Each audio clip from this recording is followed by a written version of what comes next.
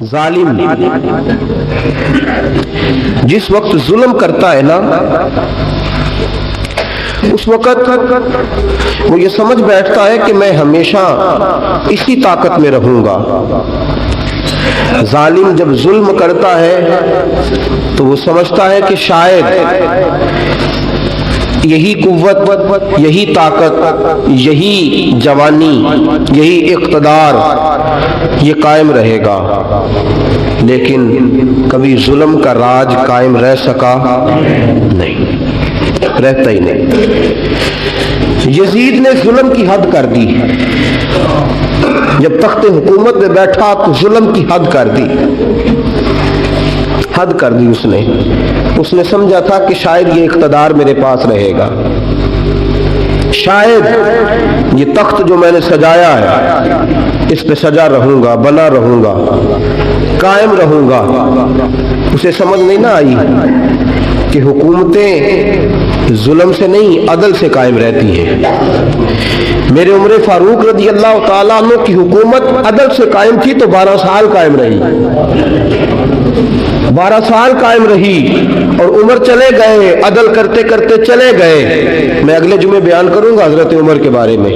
جناب عمر چلے گئے، عدل کرتے کرتے دنیا سے رخصت ہو گئے، لیکن مدینے کی گلی سے بھی جا کے پوچھو گے تو عمر کے عدل کی گواہی دے گی۔ مدینے کی گلی اور مٹی بھی کہے گی کہ عمر عادل تھا۔ یزید نے ظلم کیا نا، پورے 4.5 سال رہا، لیکن اس کا خیال تھا کہ میں جمع رہوں گا، بنا رہوں گا، رہ سکا نہیں، رہ سکا، کیونکہ اللہ غافل ہے، اللہ کو پتہ ہے۔ اور ایک اور بات بھی، ایک اور جملہ بھی کہنے لگا ہوں، اسے بھی یاد رکھیے گا، ظالموں کو مددگار بھی مل جاتے ہیں،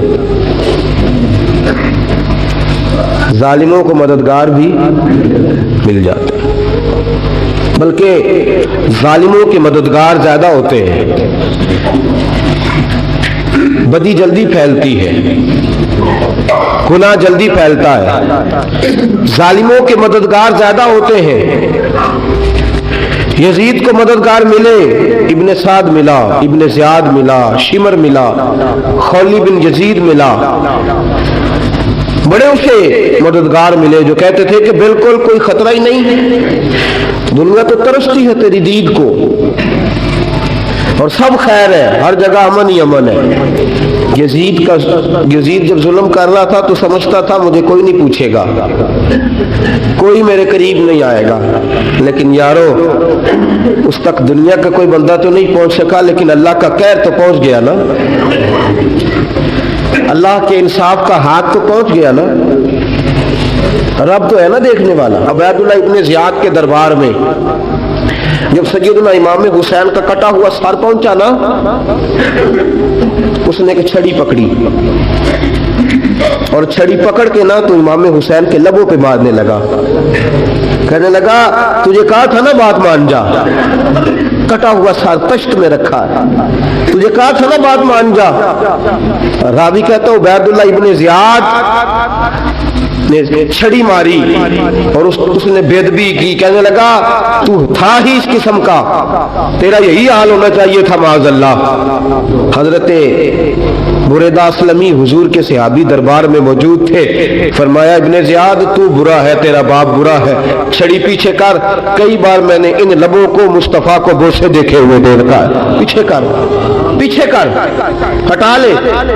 راوی کہتے ہیں کہ 1 2 3 4 5 6 سال گزر گئے، وہی کوفے کا دربار، وہی محل، وہی تخت اور وہی تشت جس میں امام حسین کا سر رکھ کے لایا گیا تھا۔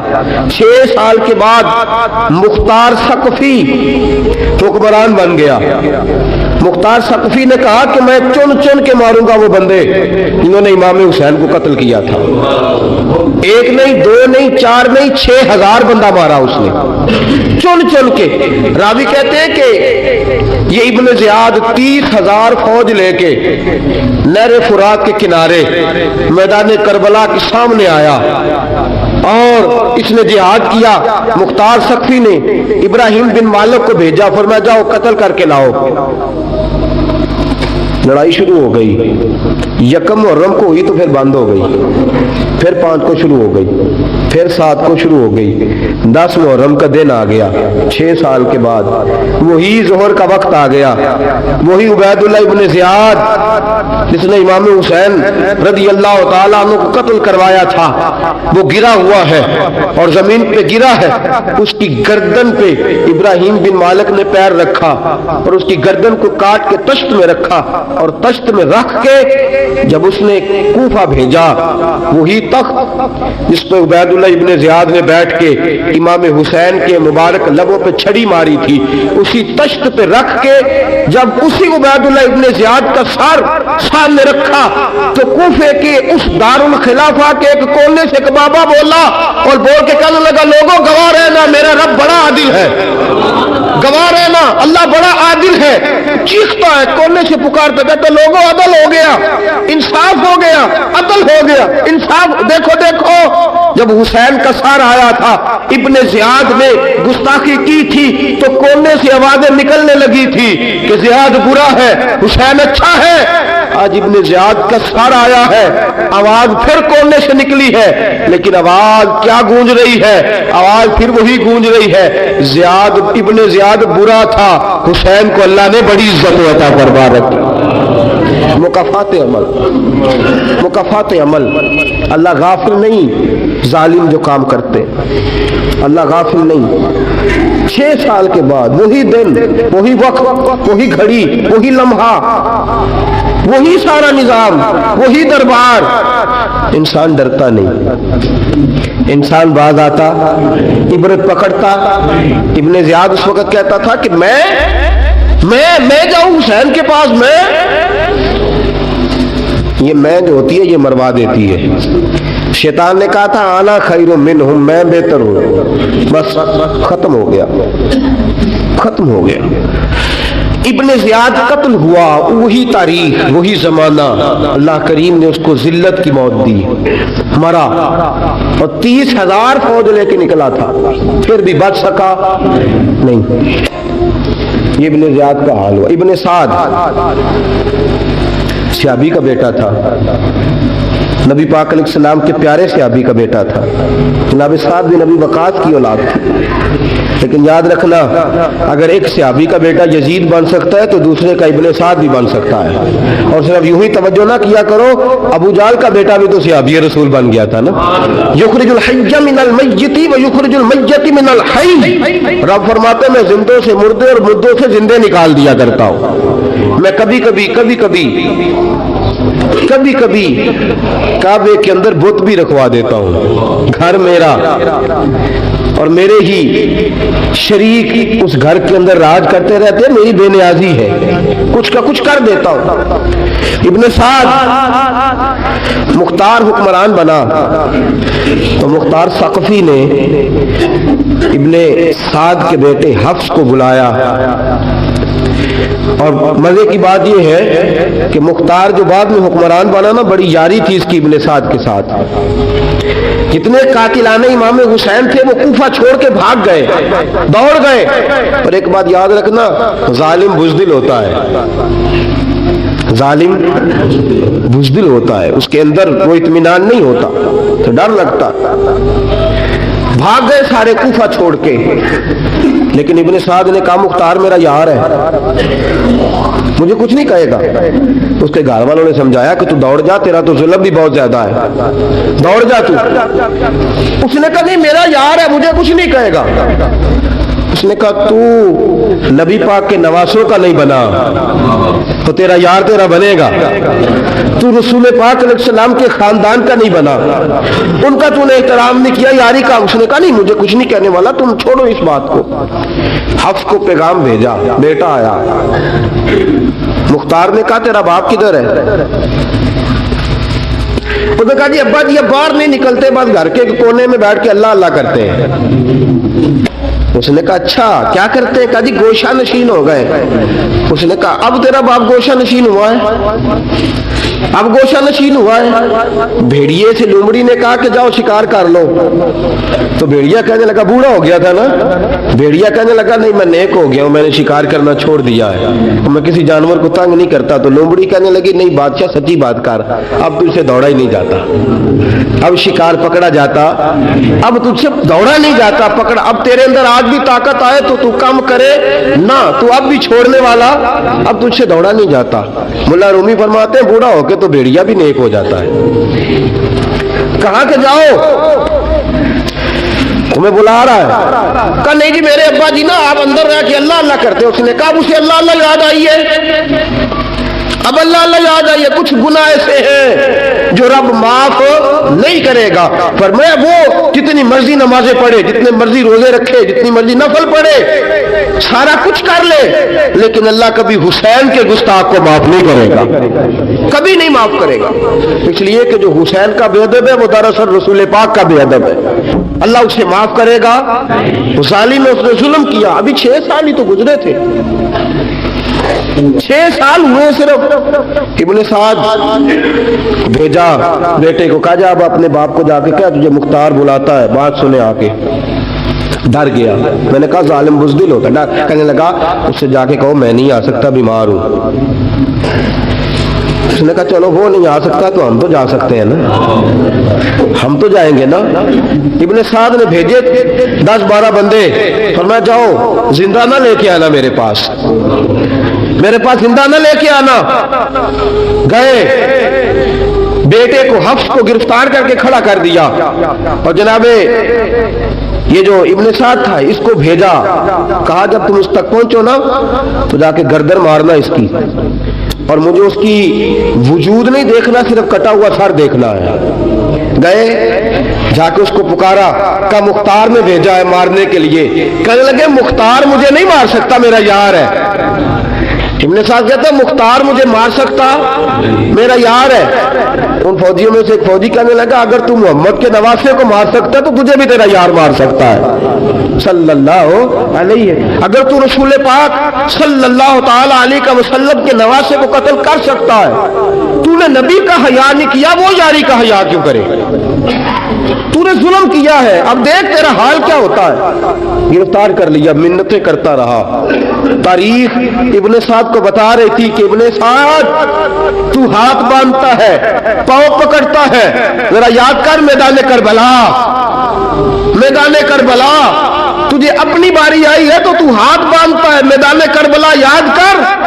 حسین نے بھائی کی بھی لاش اٹھائی تھی، حسین نے جوان بیٹے کی میت بھی اٹھائی تھی، 6 مہینے کا علی اصغر بھی اس کی گود میں دم توڑ گیا تھا، اس کی بیٹیاں پیچھے تھی، بہن پیچھے تھی، بھانجیاں پیچھے تھی، بھتیجیاں پیچھے تھی، لیکن حسین نے ایک بار بھی ہاتھ نہیں باندھے۔ یہ کون ہے؟ اٹا ہوا، غبار سے پھٹا ہوا، ہزاروں کوفیوں کے درمیان وہ اکیلا ہی ڈٹا ہوا، یہ بال یقین حسین ہے، نبی کا نور عین ہے۔ فرمایا یہ وہ میدان کربلا بھی یاد کرنا، تو ظالم تھا نا، معافیاں مانگ رہا ہے۔ حسین رسول پاک کے نواسے تھے، ایک بار بھی معافی طلب، دیکھ منظر یاد کر، ابن سعد کا ایک ہی بار میں سر قلم کیا، ایک ہی بار میں۔ امام حسین پہ تو پہلے 82 زخم لگے تھے تلوار کے، 82 زخم تلوار کے، نیزوں کے، اور کئی نیزوں کی انیاں امام حسن کے وجود، امام حسین کے وجود میں ٹوٹ گئی تھی۔ امام حسین رضی اللہ تعالیٰ عنہ پہلے ڈٹے رہے، جمے رہے، بڑی دیر کے بعد گر، پہلے ہی بار میں گر گیا۔ ابن سعد کا کٹا ہوا سر پہنچا تو بیٹا کھڑا تھا۔ مختار سقفی نے کہا کہ تیرا باپ میں نے مار دیا ہے۔ کہنے لگا کوئی مزہ نہیں رہا زندگی میں۔ اس نے کہا چلو ٹھیک ہے تمہیں بھی مار دیتے ہیں، اگر مزہ نہیں رہا تو مار دیتے۔ کاٹ دیا سر اس کا بھی، دونوں سر کاٹے، تشت میں رکھے، اور مدینہ منورہ حضرت محمد بن حنفیہ رضی اللہ تعالیٰ عنہ جو امام حسین کے چھوٹے بھائی تھے، جناب علی کی دوسری زوجہ کے بیٹے تھے، جناب علی کے صاحبزادے ان کے پاس بھیجے، اور بھیج کے کہا کہ لو ابن سعد کا سر حسین کا بدلہ ہے اور اس کے بیٹے کا سر علی اکبر کا بدلہ ہے۔ جب محمد بن حنفیہ کے پاس پہنچے تو آپ نے فرمایا یہ کمینوں کے سر میرے بھائی کے سر کا بدلہ ہو ہی نہیں سکتے، یہ کہاں حسین کا بدلہ ہو سکتے ہیں؟ وہ حسین ابن علی، وہ حسین ابن علی، حسین ابن علی کی شان رفت کوئی کیا جانے، حسن جانے، علی جانے، نبی جانے، خدا جانے۔ وہ حسین ابن علی کہ باپ جنہ دا ہر میدان اندر لڑدا رہا سی کل ایمان بن کے، ماں جنہ دی سجدۃ النساء ہوئے کہ نانا عرش تے جاوے مہمان بن کے۔ فرمایا یہ حسین کا بدلہ ہو سکتے ہیں؟ وہ خولی بن یزید، خولی بن یزید جس نے امام حسین کا سر کاٹا تھا، پتہ چلا نا، دیکھیں نا امام حسین کو کتنے موقع ملے تھے کربلا سے جانے کے، پہلے موقع پر ہی اور بن یزید نے کہا کہ امام آپ جانا چاہے تو میں رستے کھول دیتا ہوں، آپ تشریف لے جائیں۔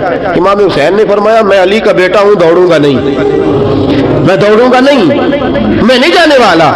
خولی بن یزید دوڑ گیا، کوفہ چھوڑ کے دوڑ گیا اور کسی دور دراز علاقے میں جا کے ڈیرا لگا لیا۔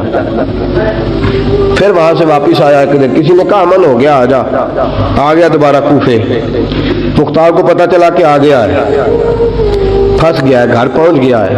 اس کی بیوی جو تھی نا خولی بن یزید کی، بڑی محبت کرتی تھی نبی پاک کے خاندان کے ساتھ، حضور کے خاندان کے ساتھ بڑی محبت کرتی تھی، اور محبت والوں کا انداز پتہ کیا ہے؟ رنگے چمن پسند، نہ پھولوں کی بو پسند، ہم کو ہے وہ پسند جسے آئے تو پسند۔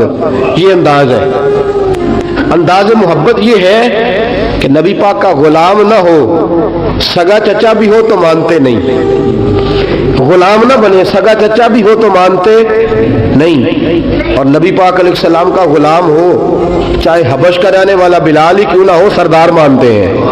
یہ انداز محبت ہے۔ وہ بیوی بڑی محبت کرنے والی تھی، اس نے پیغام بھیجا، اس نے کہا آ گیا ہے گھر، بندے بھیجے، کہا جاؤ خولی کو پکڑ کے لاؤ۔ مختار نے کہا جلدی لاؤ، حکمران نے حکم دیا لاؤ، پکڑ کے گئے، گھر کے اندر گئے تو چھپ گیا۔ چھپا کہاں؟ ٹوکرے کے نیچے۔ میں نے کہا ظالم بزدل ہوتے، ایک ٹوکرے کے نیچے چھپ گیا۔ بیوی سے کہنے لگا، ان سے کہنا میں گھر کوئی نہیں، ان سے کہو میں گھر نہیں۔ بیوی کہنے لگی چلو ٹھیک ہے، دروازے پہ گئی تو کہنے لگے ہم خولی بن یزید کو گرفتار کرنے آئے ہیں۔ منہ سے پکار کے کہنے لگی گھر کوئی نہیں، منہ سے، اور ہاتھ کے اشارے سے کہنے لگی وہ ٹوکرے کے نیچے چھپا ہوا ہے۔ منہ سے کہنے لگی کوئی نہیں گھر، تاکہ سن لے، اندر سن لے۔ منہ سے کہنے لگی کوئی نہیں، ہاتھ کے اشارے سے کہنے لگی چھپا ہوا ہے ٹوکرے کے نیچے۔ گئے، جا کے ٹوکرا ہٹایا، اپنے پاس بہت ساری دولتیں اور جائیدادیں وہ ساری دے دی۔ کہنے لگا یہ میرے پاس کتنا پیسہ ہے، یہ بہت سے کاغذات ہیں، یہ کتنے زیورات ہیں، لے لو، مجھے چھوڑ دو۔ انہوں نے کہا وہ حکومت کدھر ہے جس کے لیے تم نے حسین کا سر کاٹا تھا؟ کدھر ہے وہ تمہارے تخت، اور کدھر گئی وہ تمہاری سلطنتیں، اور کدھر گئی وہ تمہاری دولت اور اقتدار، اور کدھر ہے وہ تمہارا اسلحہ جس کی بنیاد پر تم نے رسول پاک کا خون میدان کربلا میں بہایا تھا؟ وہ ہمارے سامنے لے کے آ۔ کہنے لگا یہ تھوڑے سے انعامات جو میں نے اکٹھے کیے تھے، یہ دنیا کی گندی دولت، اس کے لیے میں نے میدان کربلا میں امام حسین کا مبارک سر مبارک تن سے جدا کیا تھا، لے لو، مجھے چھوڑ دو۔ انہوں نے کہا نہ دنیا میں لے تجھے چھوڑیں گے اور نہ اللہ ہی تجھے قیامت کے دن چھوڑے گا۔ گرفتار کر کے لائے، گرفتار کر کے لائے۔ مختار نے کوفے کے بازاروں کے اندر اعلان کیا کہ آؤ باہر نکلو، تمہیں بتاؤں حسین ابن علی کا خاندان گرفتار کر کے انہی کوفے کی گلیوں میں پھرایا گیا تھا نا، یہی گھمایا گیا تھا، آؤ تمہیں دکھاؤں خدا کا انتقام اور اللہ تبارک و تعالیٰ کا انصاف تمہیں دکھاؤں، آؤ میدانوں میں نکلو، گھروں سے باہر آؤ۔